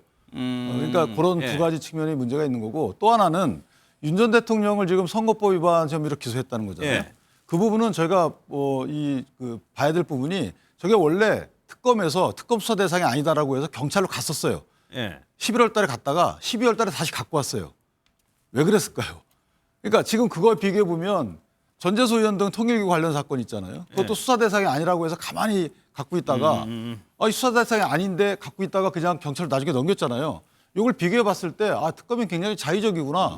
수사 대상이 아니라고 판단했다가 다시 대상이라고 판단될 수도 있는 것을 뭐 여권 인사에 대해서는 이렇게 하고 야권 인사에 대해서 이렇게 하고 이런 편향성이 있구나라는 오해를 살 만한 행위를 또 한 거죠. 알겠습니다. 아니 이제 중요한 거는 윤 전 대통령 관련해서 내란 재판인데 오늘 내란에 대해서는 재판부가 판단을 하지 않은 것 같은데 이제 김종욱 부원장은 그래도 내란 재판에 그렇게 영향을 미칠 거라고 봤어요. 윤기찬 부위원장은 어떻게 생각하세요? 저게 이제 윤 전 대통령 측에서는 사실 그 특수무집행 방해죄를 결심할 때 이거 먼저 결심하면 안 된다. 그랬죠. 내란죄에서 내란 여부가 판단이 돼야지만 특수무집행 방해죄가 성립 여부가 그때 결정된다.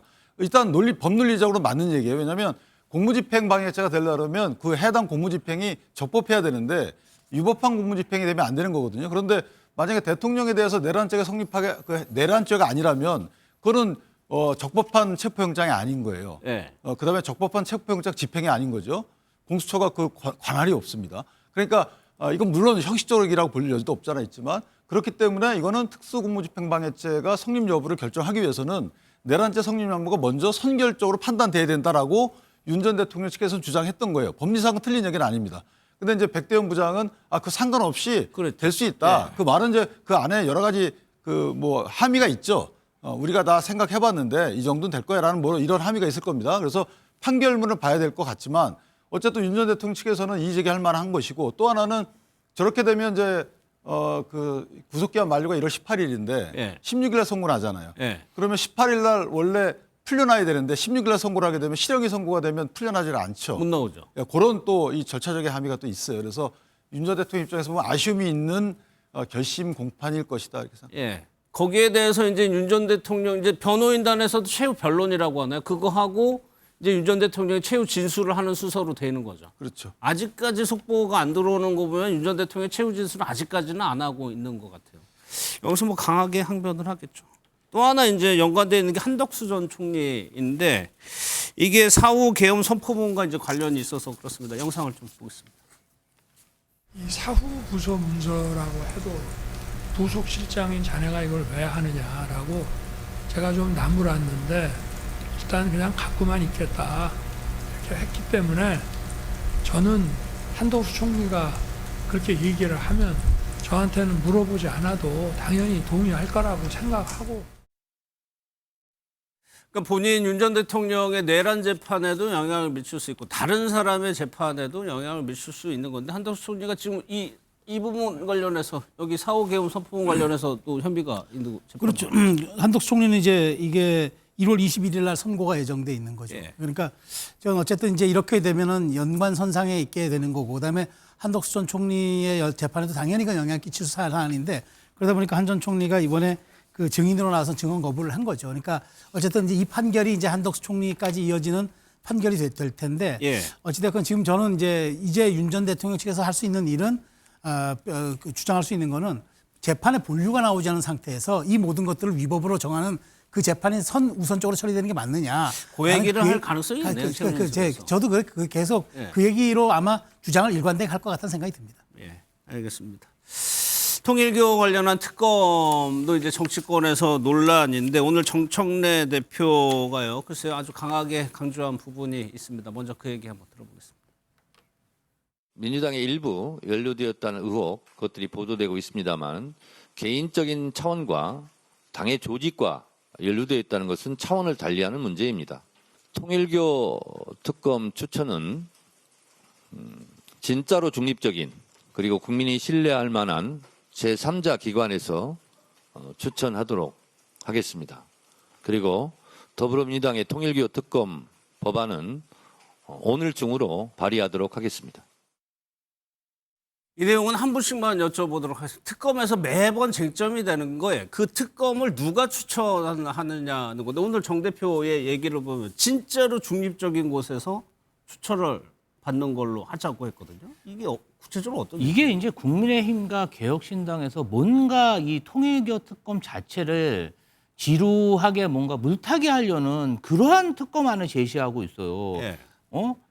지금 최초에는 뭐라 그랬습니까? 법원행정처나 조의대 사법부에서 추천해야 된다. 이게 본인들이 주장한 논리하고도 맞지가 않아요. 내란 전담 재판부 특별법을 발의했을 때 어떻게 재판부를 형성하는데 법무부 장관, 수사기관인 법무부 장관이 추천을 하나? 이것은 위헌이다. 아니 그러면 재판을 할 그 당사자가 수사기관을 선정한다는 것은 위헌이 아닙니까? 본인들이 주장하면 위헌이 아니고 민주당이 이야기하면 위헌적이다 공격을 하니까 저는 이 부분 자체도 논리에 맞지 않고 그리고 이게 안 되니까 개혁신당하고 조국혁신당에서 추천하자. 이것도 말이 안 되는 게 개혁신당의 당수인 이준석 대표가 과거 통일교가 국민의힘에 활발하게 로비 활동을 했을 때 당시 당대표 아니었습니까? 물론 현재까지 이준석 대표와 통일교의 연결고리를 못 찾았습니다. 그럼에도 불구하고 많은 연결고리가 있는데 이게 과연 중립적이라고 할 수 있겠습니까? 조국혁신당도 마찬가지입니다. 현재까지 통일교와 관련된 연결고리가 안 나온 거지 당직자나 어떤 다른 정치인 중에 연결고리가 나올 가능성이 커요. 그러면 이런 분들은 다 특검 추천 대상이 될 수가 없습니다. 될 수가 없는데 지금 안 되는 것을 주장하면서 뭔가 시간을 끌려는 게 아닌가 싶고요. 저는 4개 당이 합의를 해서 예. 중립적인 기구를 선정해서 밀어붙이면 이건 충분히 합의할 수 있다 이렇게 생각합니다. 그게 민변 변협 이런 기관입니까? 뭐 민변은 좀 그렇다 치더라도 변협 정도는? 변협도 가능할 거고요. 또 그게 아니라면은 좀 더 지혜를 모아보면 나올 수가 있겠죠. 그런데 지금 특정 정당에서 이런 식으로 한다는 것 자체는 통일교의 그 방대한 로비, 그다음에 뇌물수수 의혹에 대해서 우리가 아직까지 잘 모르는 거 아니겠습니까? 예. 예, 그리고 사실은 지금 국가수사본부에서 압수수색 영장 그리고 출국 금지하면서 가열차게 수사를 하고 있기 때문에 예. 조금 더 특검에 대한 논의 시간은 있다. 타이밍은 늦지 않았다. 이렇게 말씀드립니다. 윤기찬 부위원장 그러면은 변협 정도면은 가능한 거예요?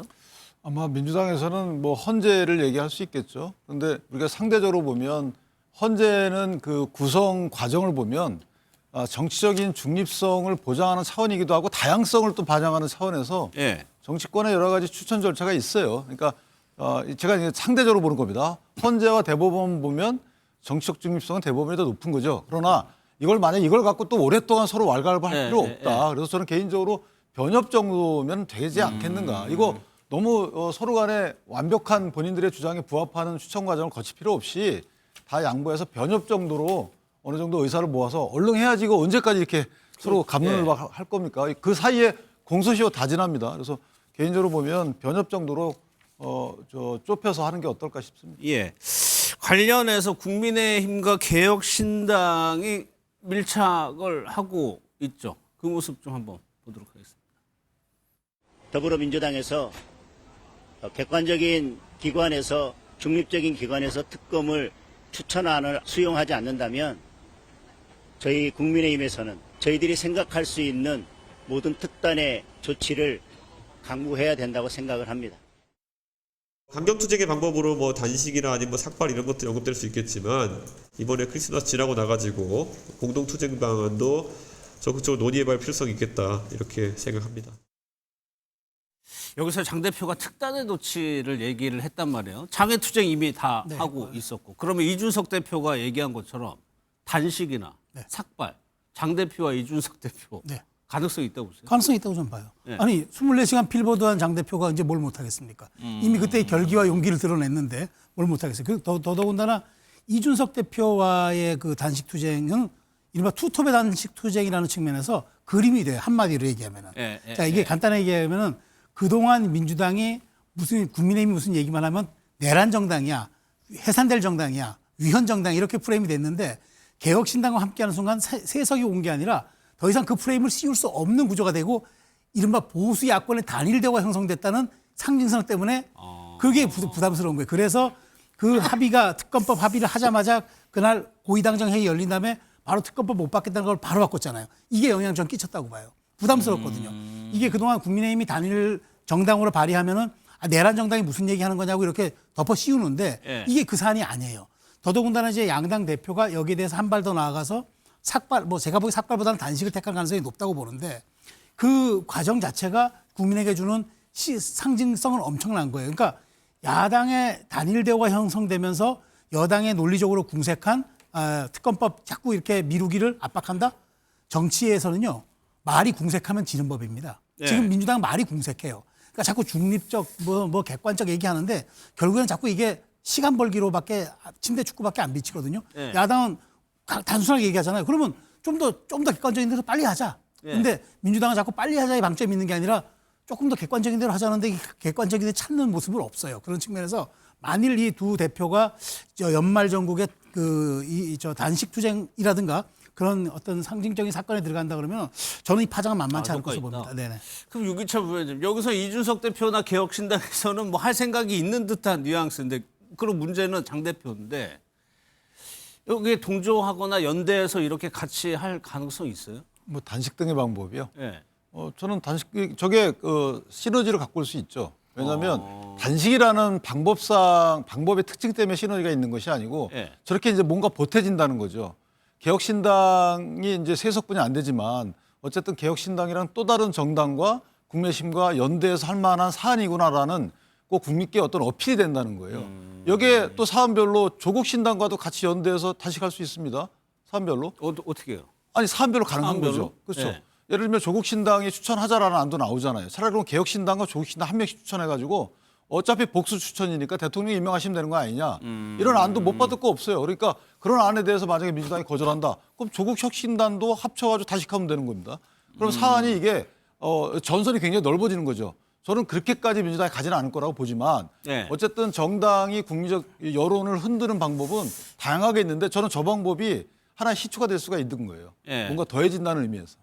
그렇게 된다면 뭐 저렇게까지는 안 갈 것이다. 민주당이 얘기를 하시는데 어떻게 지금 이제 어떤 특검을 제대로 입안해서 실행하려는 게 목적이 아니라 그 국민의힘에 흔들리는 장동영 리더십을 어떻게 하든 대여 강경투쟁으로 붙잡으려는 목적이 있기 때문에 저는 계속 저런 투쟁적인 방식을 보이고 효과가 있고 없을 것이다. 그리고 이준석 대표의 저러한 행보 자체도 예. 순수성이 없어요. 본인이 지금 상황에서 중도 보수를 표방하고 있었는데 한동훈이라는 강력한 경쟁자가 당내에서 탄압을 받으면서 뭔가 그런 중도 보수의 희망으로 떠오르면서 본인의 입지가 지금 줄어들고 있지 않습니까? 예. 그래서 한동훈을 때리는 그러한 양상을 보이고 있고 이 통일교 특검이라는 게요. 실체적 진상을 밝히는 게 중요한 거지 자신들의 정치적 입지, 당내 투쟁을 위해서 억지로 싸움을 만들어갖고 억지로 삭발하고 억지로 단식 투쟁을 한다는 게 예. 국민들에게 감동을 줄 수 있겠습니까? 저는 그 감동에 실패할 거라 생각하고요. 예. 정부 여당에서는 어쨌든 통일교 특검 받았습니다. 그리고 추진할 것이에요. 어느 정도 국민의힘이 주장하고 있는 명분은 많이 잃어버렸다. 지금 하고 있는 강경한 투쟁은 예. 대여 투쟁이라기보다는 그를 가정한 당내에서 장동혁 대표 지키기 그 이상도 그 이하도 명분이 없다. 이렇게 보입니다. 아니 그런데 민주당 지지자층에서 특검해야 된다는 여론 더 높았잖아요. 예. 예. 너무 오래 끌면 또 역풍이 될 수 있을 것 같기도 하고. 아니 뭘 오래 끌었나요?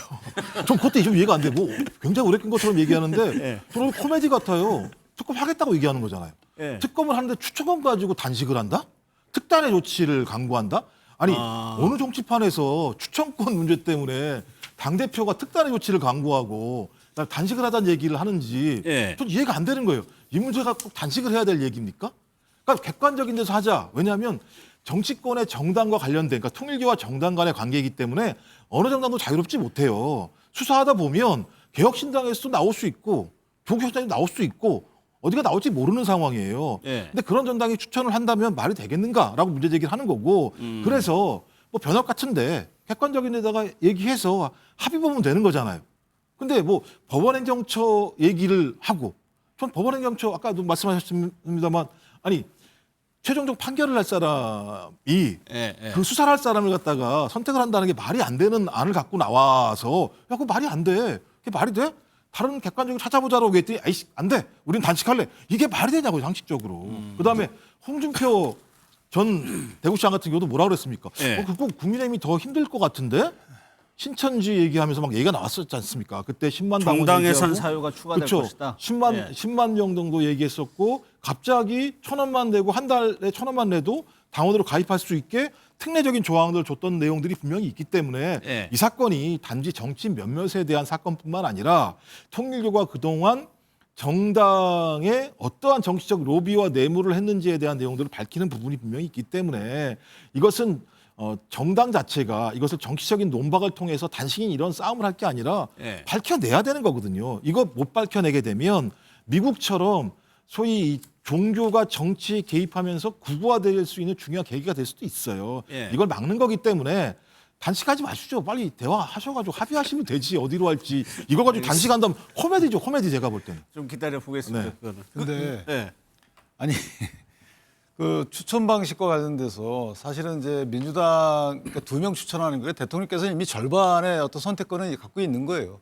그러면은 이런 경우에 보통 이제 야당이 추천한 부분을 하나 들어주는 부분이 있고 또 하나는 정말 객관적인 어느 기관인지를 먼저 선제적으로 말씀을 주시면 그 기관에 대해서 그렇게 객관적이라고 보여지는 기관이 어딘지를 먼저 얘기를 하세요. 만약에 그게 그런 기관을 못 되시면 안 하면 돼요. 안 하고 그냥 통일교를 도왔던 분들 잠재적으로 숨어서 활동하게끔 냅두시죠. 뭐 우리 미래를 위해서. 그런 의사로 받아들이면 됩니다. 굳이 이렇게 뭐 야당 입장에서도 굳이 이거 안 하면 되는 거예요. 예. 근데 이걸 굳이 뭐 공시장에 이런 이유는 아닌 거죠. 정당에서 아니 정략적으로 이걸 굳이 이렇게까지 봐야 되나? 적절하게 어느 정도 요만큼은 양보해 주시고 만약에 하다 문제 있으면 그 거대 정당으로 또 입법하면 되는 거잖아요. 그러니까 너무 그렇게 엄하게 보실 필요 없지 않나. 알겠습니다. 그러면 국민의힘을 비롯한 개혁신당 한동훈 대표의 요즘 흐름을 보면 이준석 대표가 글쎄요 한동훈 전 대표를 좀 지속적으로 비판하는 듯한 좀 해석도 나옵니다. 영상을 좀 보겠습니다. 한동훈 대표가 너무 세력이 궁해진 나머지 이제 지난 대통령 선거에서 극한 대립했던 김문수 후보와 연대를 하는 것으로 보이는데 부정선거론이라든지 아니면 윤석열 대통령의 계엄에 대한 입장 등 이런 것들도 같이 품어안게 되는 것인지 이것도 궁금해집니다. 조작을 시도했으면은 그건 그냥 정계 은퇴해야 되고요. 그거는 그냥 찌질한 거죠. 그거는 그냥 그 찌질한 사람인 거 정도로 해야지. 그걸 무슨 뭐 징계한다 그러고 뭐 한다 그러면 그것도 웃긴 거죠. 예. 한동훈 대표 싫어해요? 별로 마음에 안 들어요? 그런 저를 안 감정이 좋아하는 것 같은데. 최선표 뭐 그런 해석이거든요. 이제 이준석 대표가 이제 국민의힘이랑 이 특검법 관련해서 연대하기 시작했고 이제 한동훈 전 대표를 좀 외곽에서 좀 때려주고 이런 거 아니냐.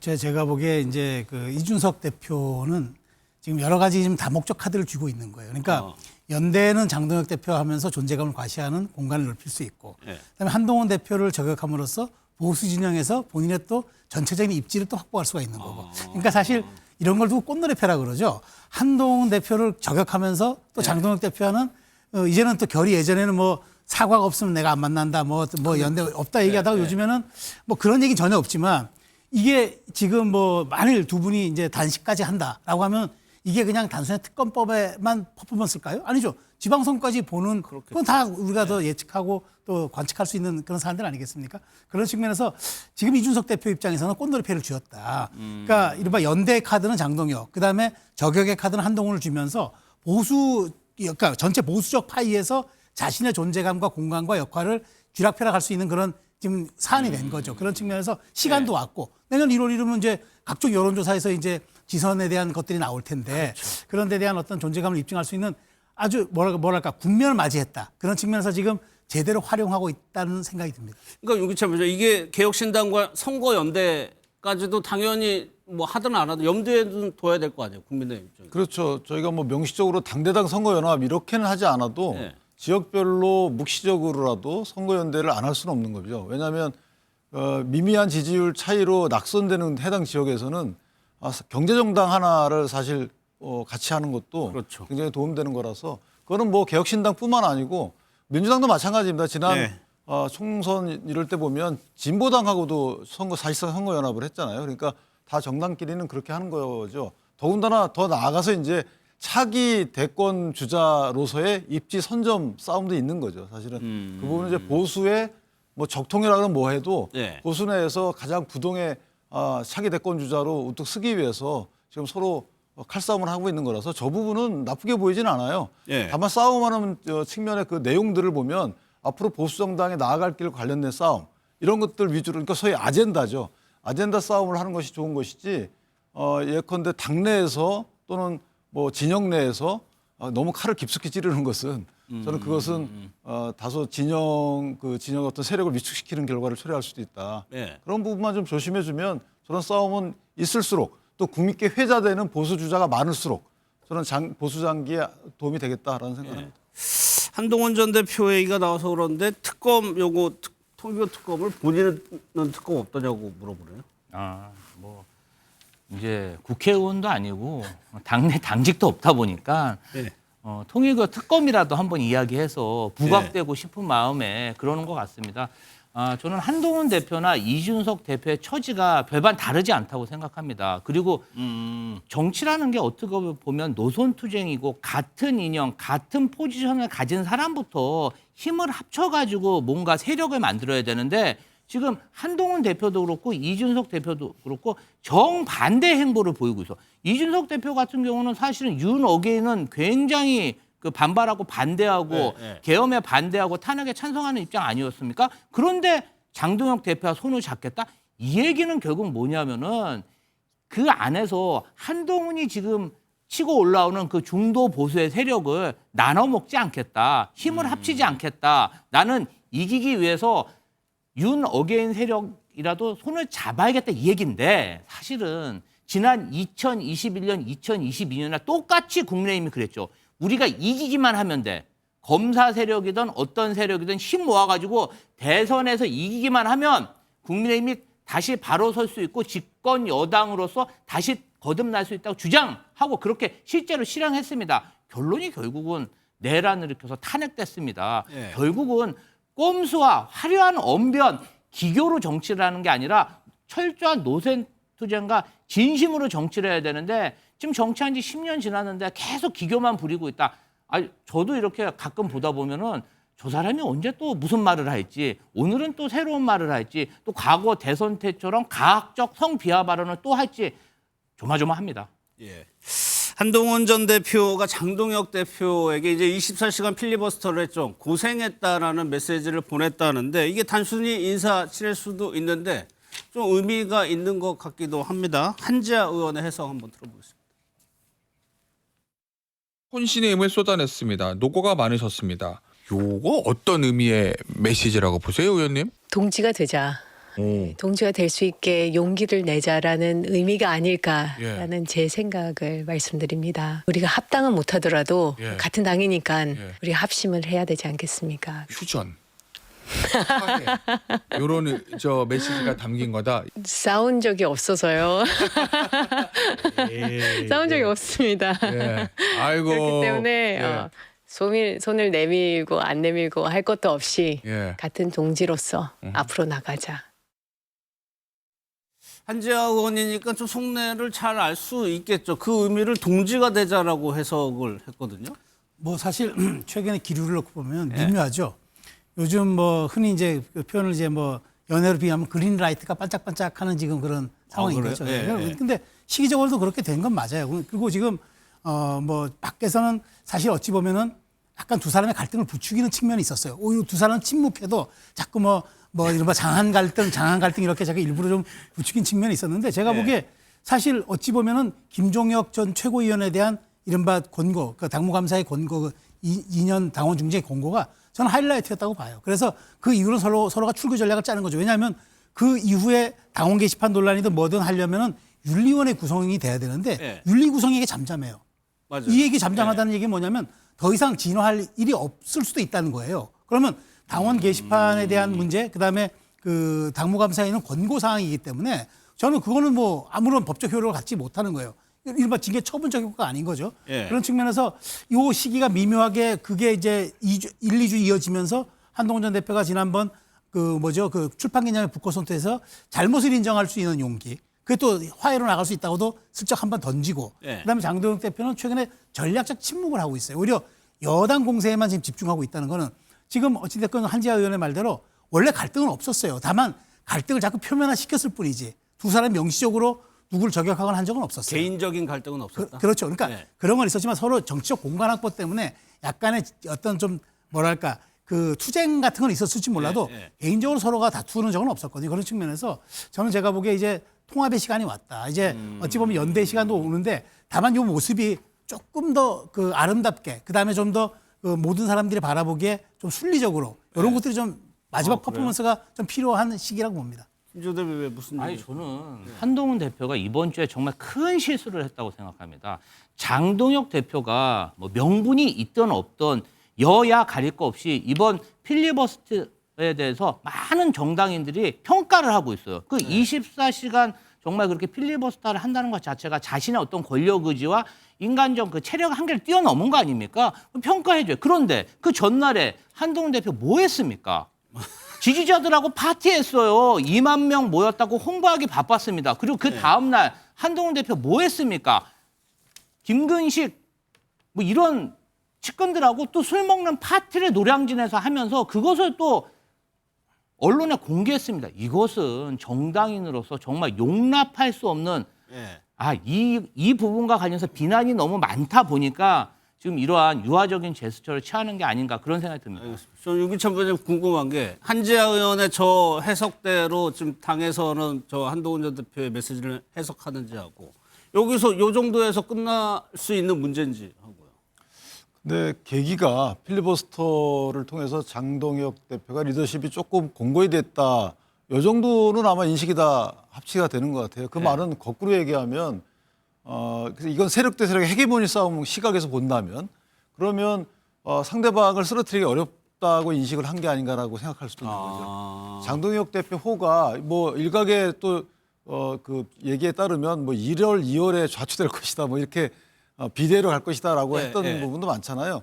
그래서 공세를 했었는데 해보니까 공고히 됐기 때문에 이제는 인정하자. 장동혁 체제를 인정하자라는 식의 헤게모니 싸움의 기조 변화가 있는 것 아닌가라고 볼 수도 있는 거고요. 그다음에 크게 당내로 보면 이제 중진들도 걱정을 하고 그다음에 많은 선수 의원들을 만나봐도 이제 좀 뭉치자라는 의견들도 많고 또 하나는 우리가 아무리 옳은 말을 한다 하더라도 뭉치지 않아서 힘이 없으면 국민들이 지지를 해주지 않고 국민 지지를 통해서 그 대통령의 어떤 뭐 독주나 아니면 민주당의 전횡을 막아야 되는데 매번 무시당하잖아요. 그것도 무시도 그냥 무시가 아니고 아예 무시당하고 있는 거잖아요. 이러면 국회의원 배지를 달고 있을 이유가 뭐가 있냐 이런 당원들의 비아냥도 있어요. 그러니까 현실적으로 지금 헤게모니를 진들 지금 당이 빈배가 되는데 이거 뭐가 있겠습니까? 그래서 일단은 민주당 견제를 위한 국민적 그 어떤 바람을 할 수 있는 그 정도의 외형은 갖춰놓자. 이 정도의 어느 정도 공감대가 형성되지 않았을까라는 생각을 하고요. 만약에 이런 공감도 못한다면 그건 정치인의 자격이 없죠. 그럼 정치적으로 해결될 가능성도 좀 있어 보이네요. 두 분 얘기를 들어보면. 저는 좀 되게 좀 기괴했어요. 이번 상황을 보면서. 네. 그러니까 예를 들면 어떻게 한동훈 전 대표가 24시간 필리버스터를 보고 거기에 노고를 취할 수 있지? 내용은 하나도 안 들었나? 이런 생각이 드는 거예요. 그 내용을 봐야죠. 내용을 보면 그런 거잖아요. 실제 비상계엄은 사실상 2시간 만에 종료됐고 장동혁 대표가 한 얘기입니다. 국회의 권한 행사가 불가능한 상황도 초래되지 않았음. 근데 이때 총으로 쏴 죽이고 체포할 대상이 누구였습니까? 한동훈 전 대표였습니다. 이런 얘기. 그다음에 또 무슨 얘기 됐냐면 한동훈 전 대표 등의 동참이 없었으면 윤석열 전 대통령의 탄핵이 쉽지 않았을 것이라고 나오는 사설을 그 자리에서 읽었어요. 저는 이런 내용을 보고도 24시간 동안 열심히 해서 참 대단합니다. 우리 화해합시다라고 얘기할 수 있나? 그리고 그런 내용들을 듣고 친한계 측근 의원이라는 분이 이거 화해 제스처입니다라고 얘기하는 것도 좀 되게 웃겨서 정치가 뭐 으르렁으르렁 대다가도 화해하는 겁니다만 자기를 총으로 쏴서 죽이려고 했었고 체포하려고 했었던 내란에 대해서 2시간짜리 계몽령이라고 한 사람과 화해하자는 제스처를 한다라고 하는 게 저게 좀 상식적으로 좀 이해가 되나? 제 딴에는 좀 이해하지 못할 만한 내용이에요. 부러우신 거죠? 전혀 부럽지 않아요. 아니 근데 그 사설은 그 취지는 그거였어요. 지금 원래 한동훈 대표를 비판하려고 했던 것은 아니고 사설의 취지는 자꾸 민주당이 국민의힘을 향해서 내란 정당이라고 하는데 한동훈 대표가 탄핵에 찬성하지 않았으면 민주당 그 탄핵도 없고 이재명 대통령의 당선도 없다. 그 말의 취지는 국민의힘에서 자체로 그런 세력이 있어서 이걸 내란 정당으로 보기 어렵다는 취지의 그 항변이었거든요. 알겠습니다. 그렇기 때문에 장동혁 대표가 그런 취지로 얘기한 건 아니죠. 북한 관련 소식도 살펴볼 텐데 어제요 북한이 핵 공격이 가능한 잠수함이라고 주장하는 영상을 좀 공개했는데 그 내용 한번 짚어보겠습니다.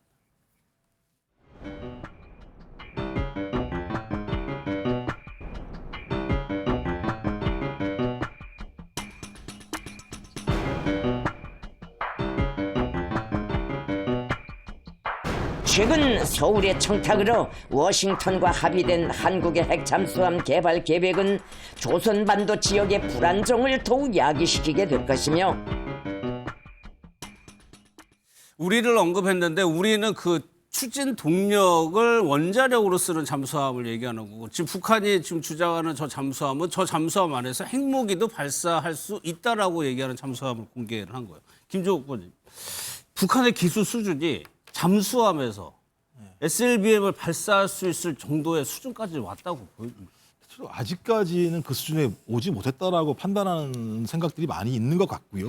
그래서 지금 얘기가 나오는 게 2028년쯤에 이 핵잠 자체가 진수될 수 있을 거라고 얘기하는 거니까 아직까지 기술적인 완벽성이 있는지 없는지 확인할 수 없고 그냥 사진 한 장, 저기 나오는 사진 한 장 나와 있는 상황인데 일단은 그렇죠. 저 사진 한 장을 보고도 여러 가지로 예를 들면 저 형태 자체가 근데 상식적으로 우리가 생각하는 핵잠의 모형이 아니다라는 얘기도 많이 나오는 측면들이 있거든요. 예. 근데 그렇다고 하더라도 만약에 이게 실제로 실행이 된다면 저는 게임 체인저 같은 역할을 할 수도 있는, 왜냐하면 ICBM이야 강력한 무기죠. 날아가는 예. 건 막을 수 있는 거지만 SLBM 같은 경우는 실제적으로 자명이 바닷속으로 계속 가는 거고 예. 이게 전홍축이 아니라 고농축 우라늄으로 하기 때문에 그냥 계속 있어도 상관이 없는 상황이에요. 좀 그렇다면 소위 우리가 얘기하는 북한의 핵 능력을 제어할 수 있는 지금까지의 어떤 군사기술적인 망 자체가 무너져 버릴 수 있는 측면이 꽤 있습니다. 예. 그래서 이거는 상황 자체가 만만치는 않다. 하지만 저 나와 있는 사진에 대한 전문가들의 판단에 의하면 그 정도의 기술 능력까지는 올라오지 않은 것 같다라고 하는 판단들이 예. 대체적인 판단 기준인 거란 생각이 들긴 해요. 하지만 그럼에도 불구하고 우리가 저기에 계속 예의주시하면서 어떻게 진행되는지 확인을 해야 될 것 같고 예. 그래서 참 상황 자체가 좀 동부아시아 지형이 상당히 지금 요동치는 상황으로 갈 가능성이 되게 높다라는 예. 생각이 들기는 합니다. 또 하나가 일본에서 다카이치 총리가 이제 우리가 추진하는 그 원자력 핵 추진 잠수함에 대해서 가능성 열어놨거든요. 일본도 당연히 그거를 가지고 싶어하는 상황이다 보니까 동아시아 정세가 지금 좀 급변하고 있는 것 같기도 해요. 동북아에 이제 그 핵잠 도미노 현상이 일어날 수가 있죠. 근데 예. 지금 좀 북한이 이렇게 전격 공개한 거는 제가 보기에 약간 급조된 것 같은 생각이 들어요. 왜냐하면 이제 23일 날 그 미국 해군 로스앤젤레스급 핵 추진 잠수함 그린비람이 부산함에 입항했는데 이게 예. 6,900톤급이에요. 그러니까 북한이 이제 8,700톤급이라고 공개를 했단 말이에요. 아마 여기에 좀 맞대응하려는 성격이 있어서 약간 좀 급조했던 건 있는데 어찌됐건 지금 다카이치 총리가 여기에 또 참전을 약간 했어요. 물론 말의 참전이지만 예. 우리도 좀 보다 적극적인 이제 그런 방어력을 행사해야 된다고 했는데 저는 어쨌든 근데 우리가 미국과 승인하에 그 핵잠 우라늄을 동력으로 하는 걸 갖는 것과 일본이 갖는 건 이게 사례가 달라요. 왜냐하면 일본은 자위대이기 때문에 선제 공격으로 인한 건 할 수가 없거든요. 근데 사실 그 핵잠이라는 거는 어찌 보면 방어적 측면보다는 선제 공격의 측면이 더 많기 때문에 과연 일본이 이게 그 북한이 갖고 있고 한국도 하는데 왜 우리 안 되느냐. 국제법에 따라서 자위대는 그렇게 말하자면은 선제적 공격을 하면 안 되는 거기 때문에 저는 다카이치 총리의 저 얘기는 다수 좀 약간 상징적인 의미가 있다. 최근에 이제 그 대만 그 방어 발언으로 지금 중국과 극도로 긴장의 관계가 되고 있잖아요. 예. 근데 지지율은 지금 다카이치 총리가 뭐 70%에 육박한다는 그런 얘기가 있어요. 그러면 보수 강경파의 지지를 굉장히 받고 중도까지 받고 있다는 얘기인데 그렇죠. 그럼 여기에 대해서 핵참에 우리도 보유할 수 있어라는 얘기는 당위성을 떠나서 선언적 의미만으로도 일본 내 정치적 지지가 굉장히 강화되기 때문에 그런 측면도 고려한 것이 있어서 반드시 이 발언이 동아시아 전체의 어떤 핵잠 도미노로 이어진다라고 보기에는 조금 시기상조의 좀 측면이 있다고 봅니다. 알겠습니다. 오늘 오후에요. 그 서해 공무원 피격 사건에 대해서 문재인 정부 안보 라인이 기소가 됐었죠. 1심 판단이 나왔습니다. 전원 무죄 영상을 좀 보겠습니다. 저희 네 사람을 믿어준 국민과 현명한 심판을 해주신 재판부에 감사의 말씀을 드립니다. 박지원을 제거하려고 정치 공작을 한 윤석열은 파면됐고 감옥 갔습니다. 저는 무죄가 됐습니다. 제가 이겼습니다. 애당초 이 사건이 지난 정권하고 검찰이 너무 무리했던 사건이죠. 정치적인 의도에서 시작된 사건인데 잘 마무리됐다고 보고 있고요.